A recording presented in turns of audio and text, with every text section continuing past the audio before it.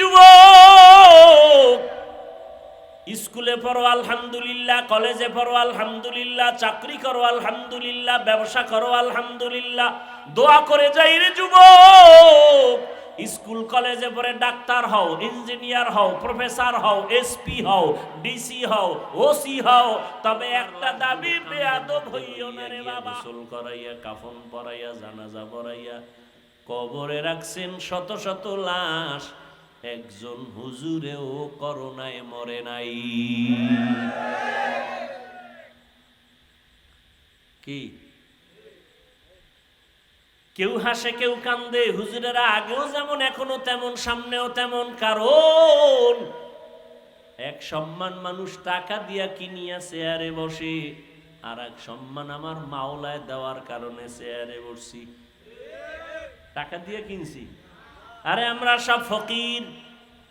টাকাওয়ালারা যারা চেয়ার কিনা বসে গো, প্রথমে ফুলের মালা, ফাইনালে জুতার মালা। আর আমার মাওলায় যাদের সম্মান দেয়, এরা দুনিয়ায় বাদশাহ, আখিরাতেও বাদশাহ।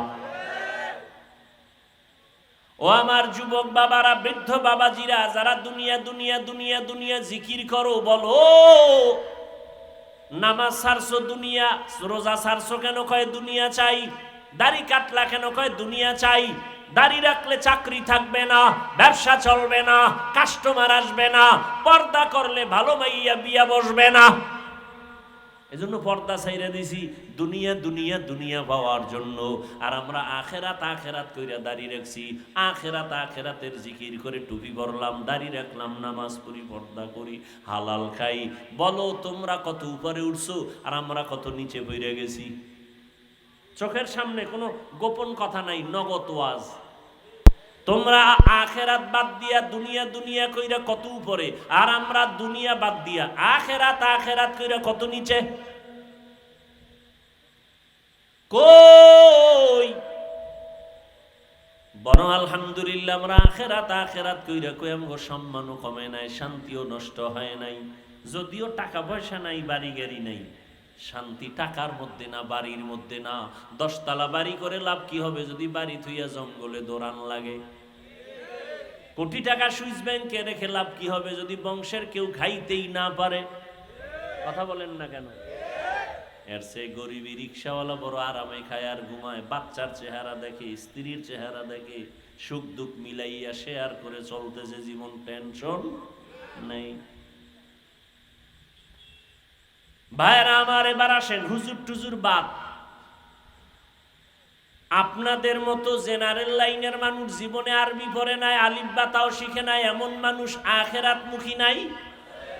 র‍্যাব, আর্মি, পুলিশ, বিডিআর 5 ওয়াক্ত নামাজ পড়ে নাই।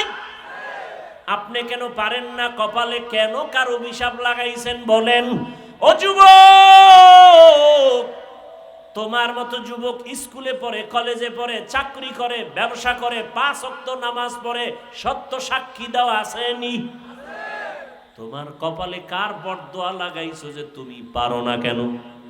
আমি হুজুর হইতে বলছি, হুজুর হইতে বলছি, সব বাদ, হুজুর বাদ। তোমার লাইনের মানুষ রাস্তায় গাড়ি চালায়, ড্রাইভারি করে, নামাজ পড়ে, বলো বাবা তুমি পারো না কেন? তোমার মতো যুবক নদীর মধ্যে মাছ ধরে, নামাজ পড়ে, বলো তুমি পারো না কেন? কৃষি কাজ করে যুবক, নামাজ পড়ে, তুমি পারো না কেন? শ্রমিকের কাজ করে, নামাজ পড়ে, দোকানদারি করে, নামাজ পড়ে, তুমি পারো না কেন? ডাক্তার, প্রফেসর, ইঞ্জিনিয়ার নামাজি নাই? ঢাকা কলেজে যাও, কলেজে পড়ে, মাথায় ভাগরি, বড় দাড়ি, বড় জামা, মনে হয় মসজিদের কোনো খতিব। পিছন দিক দিয়া ডাক দিবা, এই খতিব সাহেব, আস্তাগফিরুল্লাহ, আমি তো আরবি পারি না। তা তোমার মাথায় ভাগরি দাড়ি কি করো? ঢাকা কলেজে পড়ি। এই হালাত কেন?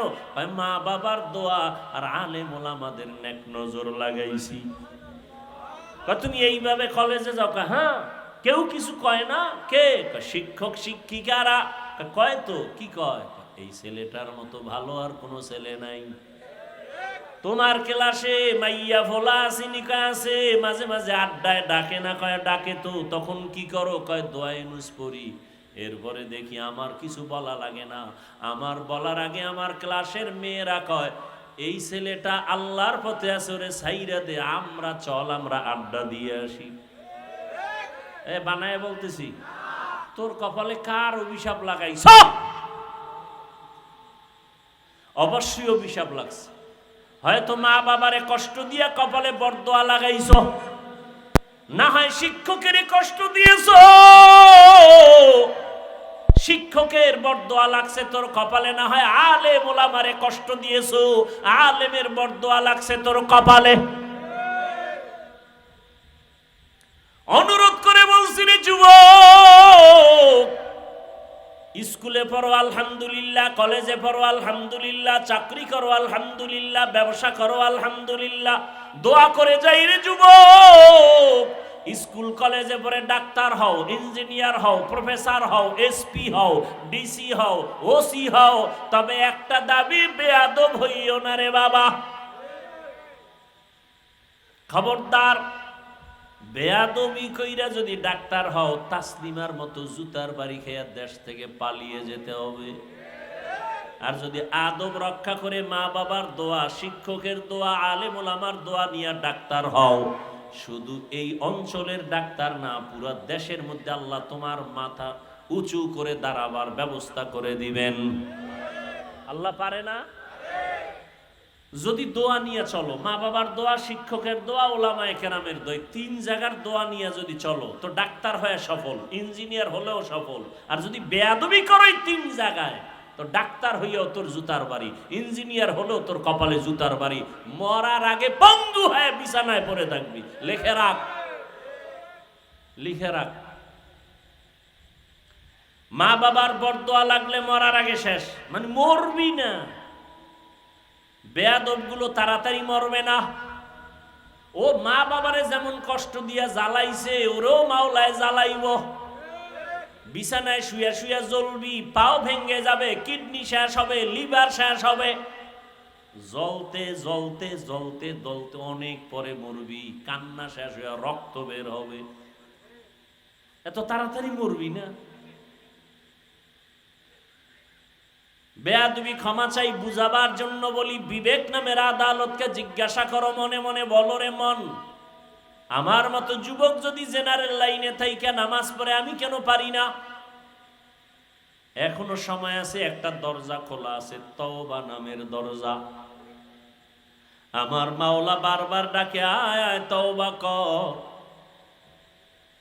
তওবা করবি 1 সেকেন্ডে, তোর 50 বছরের গুনাহ সব মাফ 1 সেকেন্ডের তওবায়। তুই গুনাহ করতে করতে পাহাড় বানাইতে তোর 50 বছর লাগছে, যদি খালি বলো আল্লাহ মাফ করে দাও, তোর পুরা পাহাড়টা মুহূর্তে ধ্বংস করে দিব রহমতের বৃষ্টি দিয়া। আমার কাছে তওবা করো। কত টাকা তওবা করে ভালো হয়ে গেছে, হয় নাই?